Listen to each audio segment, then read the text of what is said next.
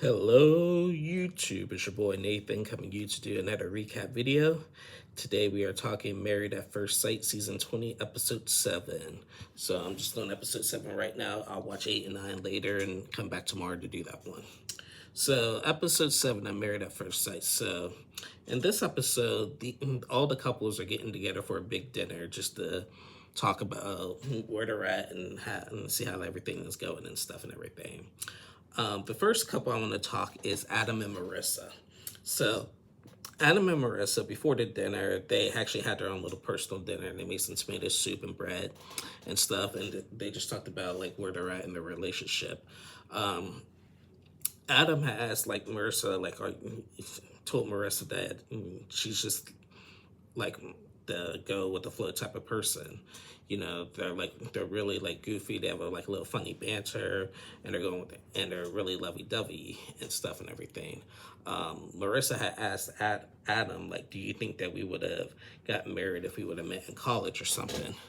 And Adam at first didn't know how to answer that. Like what if we would have known each other in person, like before this, like would we be together? Would we be married? But then again, I tend to forget Adam and Marissa already met each other before, but they had gotten together in college. Yeah, because Adam said, yeah, because like my whole the goal is actually to be married. He wanted to be with somebody and to be married. So that is the ultimate goal and stuff and everything. So they go to dinner, right? Adam is dressed in this like weird outfit, and at the dinner, the experts, Dr. Lisa and David, or Paul. Well, I said David. Paul, Dr. Paul, uh, decided to watch the dinner from a view somewhere, and they commented on Adam's outfit. He's just really goofy and stuff and everything. So the other couples asked them, like Adam and Marissa, like, how are they doing? Like, and they said they're doing really good. The only thing with Adam and Marissa, they're really lovey dovey and they have that physical attraction to each other. But did they actually have they had like deep conversations? And they said that they haven't yet, but that's coming. But as of right now, um, they're on the right they're on the right they're in the right space basically and everything. And so far I like them. I think, as I said, I don't think they're together right now, but I do think that there'll be that couple that will say yes on decision day, but probably be breaking up with reunion. I don't know. I mean, right now with some of these couples, it's still early to tell. Only one couple I already know is not going to make it, and I'll talk about that particular couple later. But I do like the connection right now that Adam and Marissa have right now. So yeah, so that was them. The next couple I wanted to talk is Courtney and Nick. Now, I don't know. Courtney stresses me out. She's always in her. She is always in her head. So in this episode, as they're getting ready to go out to the dinner, they talked about like basically what's lacking in their relationship. So Courtney has mentioned this plenty of times that she's not a lovey-dovey type person. Like it takes her a while for her to be like all into somebody. Nick like wants to like hold hands. Like he said, it's not even an intimate thing, and she said that are you gonna make me wait like a year for intimacy? And he was like, I'm not worried about intimacy right now. I just want to show some kind of affection. Like I like putting my arm around her waist and holding hands like we're in public, like stuff like that. And she said that it takes her a while to even do that. Now they dug a little bit deeper with her because she said back in the day, she wanted a guy to go like all in for her, and she was going to go all in for him too, because and even if he's a cheater, and a guy ended up cheating on her and stuff, so that obviously put some walls up and stuff and everything. While they were at the dinner, they talked about like where they're at with that, and I don't know. It's just that I still think that she just be in her head a lot because she also made a comment that he lacks um, some confidence, and Nick kind of got mad at that because he said that he said that he's never been told by anybody he lacked confidence. If anything, he said that I don't lack confidence, but I do, like, some people tell me I'm pretty cocky, basically. So like later, she asked him about that. She was like, "Oh crap, I didn't like. I know that was a crap thing to say, and everything, but they also talked about rejection, basically. And Nick said that he has been rejected plenty of times. He said he can get a girl, but he said he can't get any girl. And he's been rejected, including being rejected on national television and stuff. And she said, and Courtney said, "Well, love is blind. Touche, love is blind," and stuff. But yeah, Courtney said that she really believes that love is truly blind. And I, for once, I do agree with her. Love is truly blind, especially in this situation, because you really don't know a person until, especially in this situation, until you fully. It's going to be a long time before you fully know somebody, because they can easily switch. So, but yeah, and then Courtney, she made a comment. She made a comment when they were talking with Adam and Marissa. She said that Adam was the hottest guy here, right in front of Nick. And like her and Nick were outside doing an interview, and she's like, "Adam is like the hottest guy here," but she's like, "But you're hot too," and she's like, "You're hot too," and Nick was like, "You just literally just said that Adam is the hottest guy here," and then she's like, "I said that?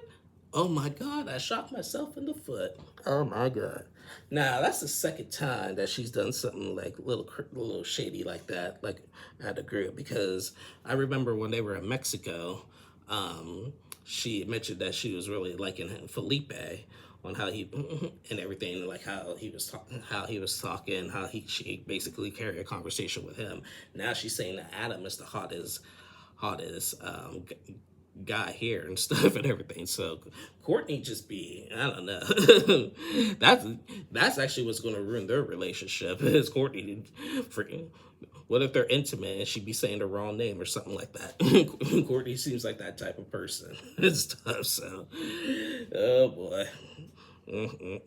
Now, Sean had made a valid point to Courtney. He said that, like, you're a professional athlete. You have to you have to follow through go through a lot of steps, like in terms of your training and your preparation, like for game day and stuff. And he basically said you have to treat this as that, like that. And that was a good analogy. I agree with him with that. But she said it's hard for her to understand that she just has all these walls up that she needs to break down, basically. So.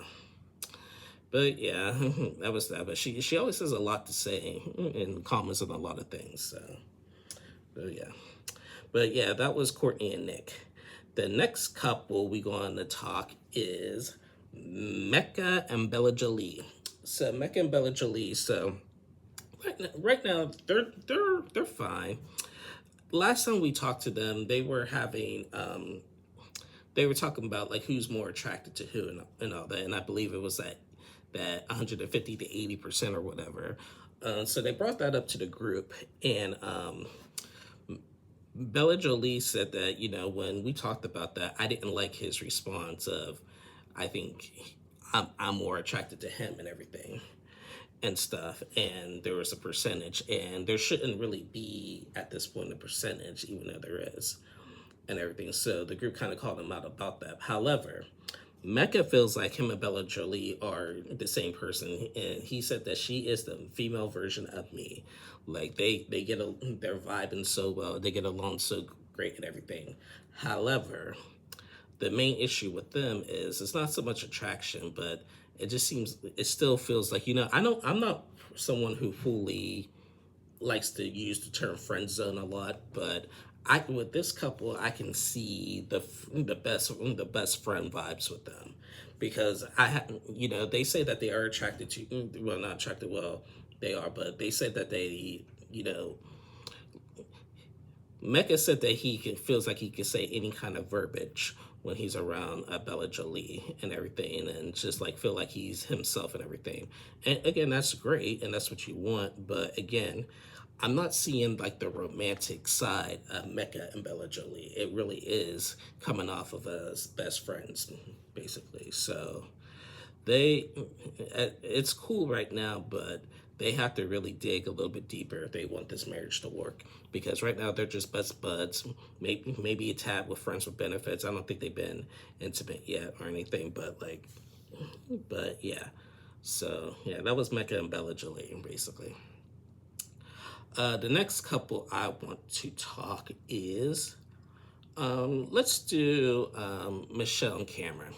Michelle and Cameron, they're the power couple. They're the power. The couples really think that Adam and Marissa are the power couple. Michelle and Cameron are the real power couple. Cameron said that he feels like this is going to be forever, and it is. It's going to be forever.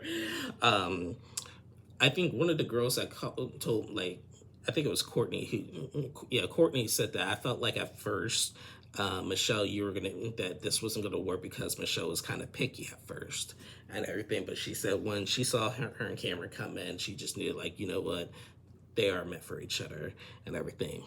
So Michelle and Cameron, like, same thing. Like, they had some deep conversations, but they have to dig a little bit more deeper as well. They need to start talking about finance and stuff. They had a conversation last week about, where they want to live and stuff.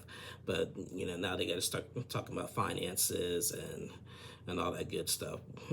Whatever. So one thing with Cameron though is that he's never really had like much like relationships, and he has had a fear of commitment.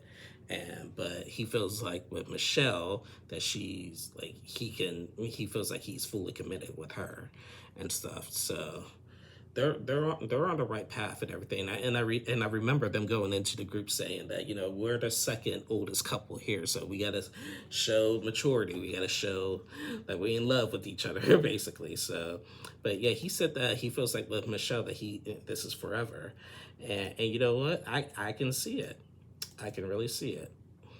So there's not much to report with them in this episode because, I mean, they're amazing. So, they're my favorite couple, and I'm pulling for them. Now, again, and as terms of the pickiness, I did notice that Michelle was picky at first and everything on how she wants her guy, and then next week, judging by the previews of next week, when they are gonna have a conversation about finances, she's gonna say like, "Oh, I did ask for somebody who made at least $100,000."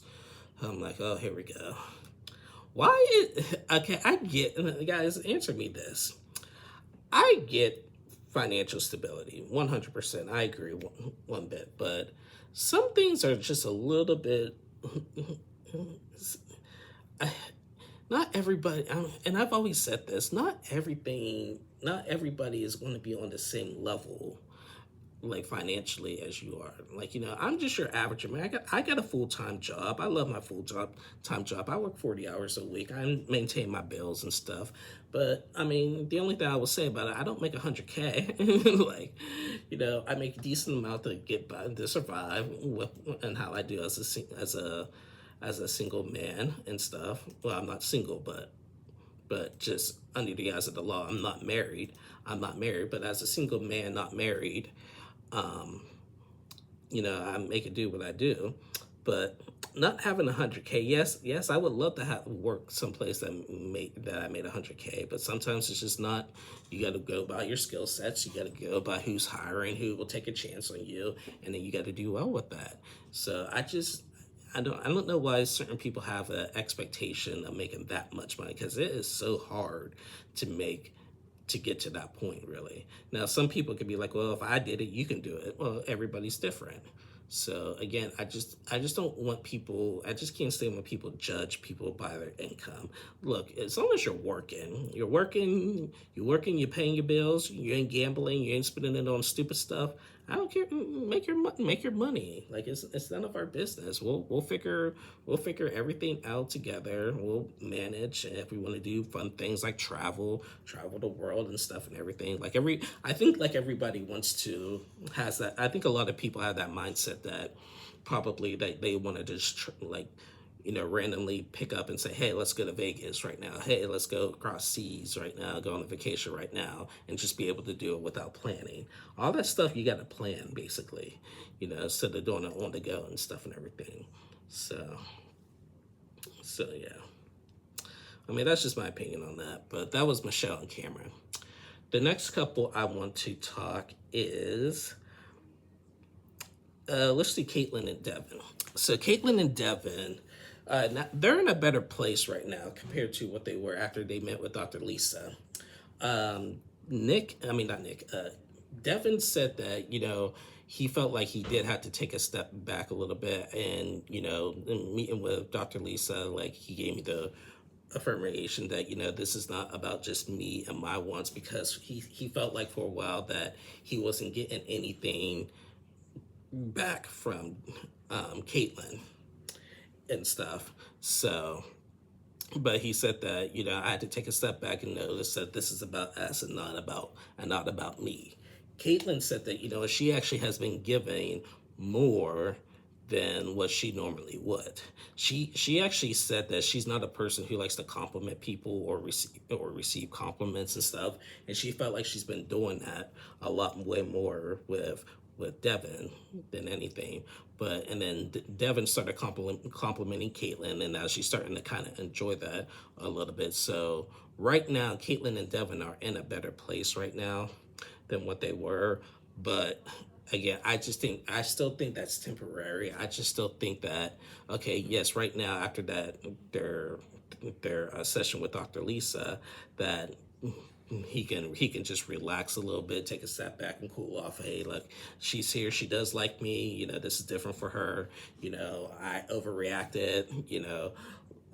She felt like, again, last week, she felt like he was victimizing himself and labeling her as a victim, as a villain, basically, and stuff. And he's the victim and stuff. That's just the way she is and stuff. And you know what? I actually, for once, see Caitlyn's side. Maybe I'm just gonna give it some time. She don't want to be labeled as the villain, and just taking her time to put her walls down. Now I agree with Devin to where I'm not a fan of the idea of she don't like receiving compliments or giving compliments, because okay, what are we in a relationship for? If you're just gonna be here to insult me, then why am I here? Basically. So but nonetheless, they're doing okay. They're doing okay, and we'll see how it all plays out in the next episodes. So yeah, but that was Caitlyn and Devin. The next couple I'm going to talk about is Tori and Felipe. So we left off last week with Tori and Felipe being intimate, but then Tori said that she felt like suffocating and had to run out, and she she said that, she told the group that they did consummate their marriage and stuff, but ran out and stuff. And she said it had nothing to do with Felipe or the intimacy. Like, it was just like her and everything. And, Felipe said that he never had that happen to him, but, he wanted to still be there for her and stuff and everything. They asked Felipe, like, Felipe said that he is, like, basically he loves her. He loves her, like, and he said right now that's basically his fear, that he's like all into her and everything, but his fear is that will this wear out? I saw even in the preview that, can you just really just love one person? Because he's like he was like the party guy, and when Dr. Lisa and Dr. Paul were watching him, they noticed his little growth compared to what he was on the matchmaking process, and the party guy showing up late and everything. But right now, I just, same with Adam and Tori and Felipe are just like Adam and Marissa.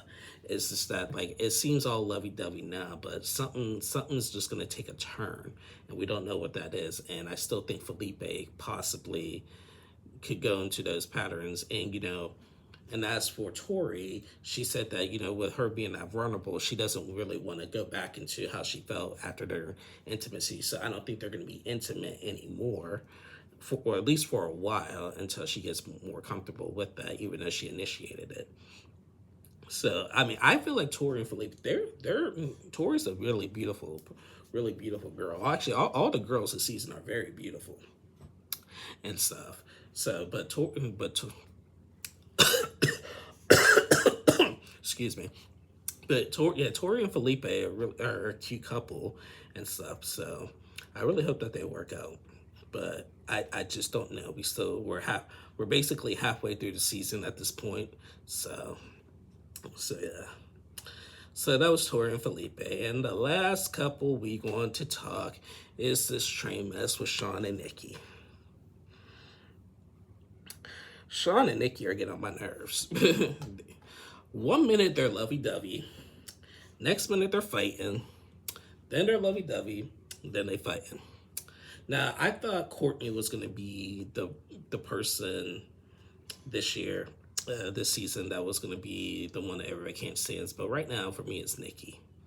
Someone had said that, you know, if Nikki actually got exactly what she had asked for, because, you know, Sean is definitely not what she asked for. If she got exactly what she had asked for, this would be a whole different scenario. She would be all up on, if she got what she asked for, she would be all up on that man. She'll be fighting, scratching, calling his ways out to fight for it. Right now with Sean, she ain't.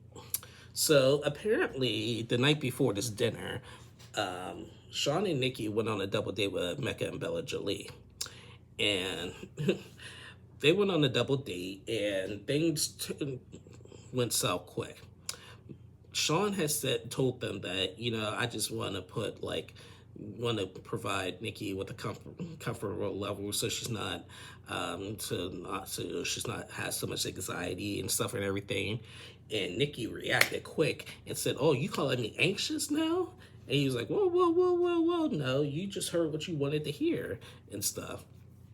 And so that caused a big fight and stuff. Then they talked about their fights on the coming back from the honeymoon and stuff, when, you know, Sean called her crazy and aggressive, and everything, and everybody was like, "Oh no, you don't call her aggressive," and everything, or not aggressive. You called her crazy. Don't do that and everything. And it was just a mess. And then they talked about aggression. She was like, "I'm 5'5" and I'm towering over you," like, and stuff and everything. And everybody called out Nikki. And it's like, "Oh no, don't make fun of his height. Don't do that," and stuff. But it's just more to that. Mecca has said that, you know what, I hung out with you guys the night before, and not taking my fellow man's side, but Nikki, the thing that I basically lacked was basically accountability and stuff. And yeah, and also Devin actually had made a good point to this. To them, he's like, you know, you guys both have like an ego right now, and you guys like both like are trying to be right and everything, instead of just like coming together and listening. Now, when he was saying that, Sean was just on his phone, and the experts were just like, you know, look at Sean on his phone, not listening to what Devin is saying. But Devin was spitting out some good words and saying. Spitting out some good words and stuff. Yeah, he's right. They both got an ego and they both want to be right and stuff. So we just got nowhere. They were just arguing and screaming at each other. And then after the dinner was over, Sean and Nikki was just like, you know, Sean admitted to you know, like that he was wrong and stuff. And he's like, "I'm tired of fighting and everything." And she's like, "I'm tired of fighting. You made me look so bad in there." And he tried to backpedal and say, like, I meant to say it like this and everything. Then why you say that at the dinner and stuff? Like, I'm tired of fighting with you. So they go back home, and she wants to leave, and Sean was just like, you know, we can't just keep leaving every time we have a conflict. Maybe we should just try to proximity to stay even when times are bad. And she was just like, you know, can we just calm down and talk about it? And she was like, "I only know conflict." She said she only knows conflict. And it sounds like she does. She only knows conflict and stuff. So I really, it's hard for me to get a read on them, because, like, I don't know what they want. They're just they're the toxic, obviously the toxic couple. Somebody had asked them, asked Sean, "Do you think you will call it at this point?" And he was like, "No, I'm a very committed man and stuff, and I want to fight for this and everything." So I just don't know how much fight there'll be left. Like, 'cause Sean is, you know, Sean told her that, you're told her, I'm the doctor, but you're the one diagnosing all of my problems and everything. So, I mean, yeah, they are the oldest couple there. I would have thought Sean and Nikki would have been like set the standard for the rest of the couples. Nikki had said that she was inspired by listening to everybody's stories at that point and everything, and basically wished that it was like that for her and Sean and everything. I would have thought that with them being the oldest, that they would have been set a better example, but they're the worst couple of the season right now. So, do I think they'll make decision day? I don't know. I really don't know. So yeah, that was Sean and Nikki, and that was basically it for this episode. Like I said, I wanted to this episode, and then I haven't watched episodes 8 and 9 yet. I'm gonna go back and watch episodes 8 and 9, and then I'll come back tomorrow and cover those 2 episodes. And yeah. But anyway, guys, that is the end of my review. Thank you guys so much for watching. Please like and subscribe to my channel if you haven't already. To all of my new subscribers, thank you so much for joining this channel. I hope you guys enjoy my content. I'm a guy I'm a nice guy. Keep the channel. I keep the channel safe. Just all about recaps only and stuff. Have a good conversation and get in and get out. And I appreciate all of my new subscribers and all the comments have been. You guys have been so nice to me in the comment section. Thank you guys so much. Like, I truly mean that.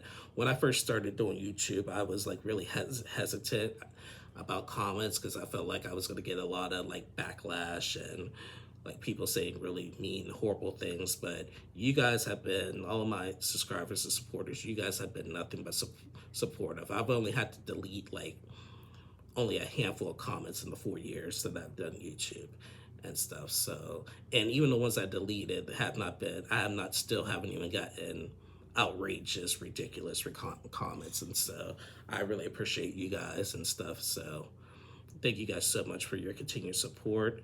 Again, tell your friends and family about my channel. We're growing, and we're gonna reach the top, guys. But thank you guys so much. Again, I'll be back on tomorrow to recap the next 2 episodes of Married at First Sight. So I'll see y'all again soon. Love you guys. Bye.